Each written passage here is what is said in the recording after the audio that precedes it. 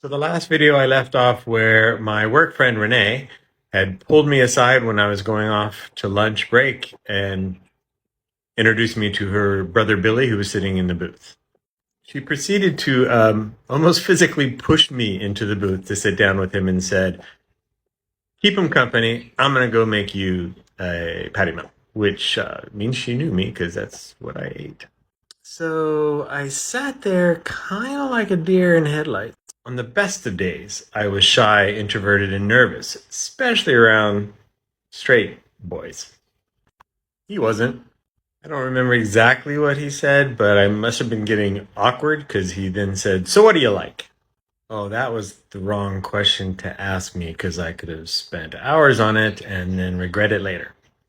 But I said something along the lines of gems. I was really fascinated by gems at the time, swimming and listening to birds. He laughed and he said, "Birds talk to you?" I said, "No, I like to understand bird songs." Talk about being a nerd. But he just smiled and said, "You like swimming? Looks like it." Not sure what that meant, but yeah. So I asked him. He was a wrestler, and I was thinking in my head anyway, yeah, you look like it, but I didn't say anything. And we proceeded to have a long conversation. Renee brought out our uh, Patty Melt and meatloaf, which I learned later is something he always had. For him, the conversation was natural, but for me, I was on top of being shy and introverted and nervous. I was a crush was building up inside of me, which made me more nervous and more scared, in fact. But he has a way, and he smiles so huge, and I was pretty much lost at that point. The conversation ranged a lot over a lot of things, mostly carried by him, but it was great. And the end of our break was over, and we finished eating our meals. And I started to get up, and he grabbed the table right next to me. He kind of put his hand down and said, "Wait a second.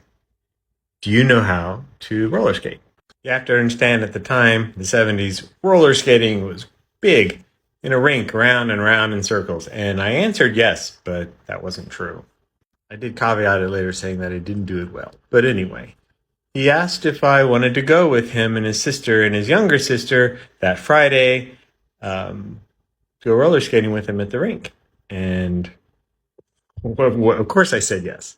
So I went into the back cooler, did a little dance and a scream, kind of like Charlie did, and then went through the conversation in my head and realized half of it was cringy on my part.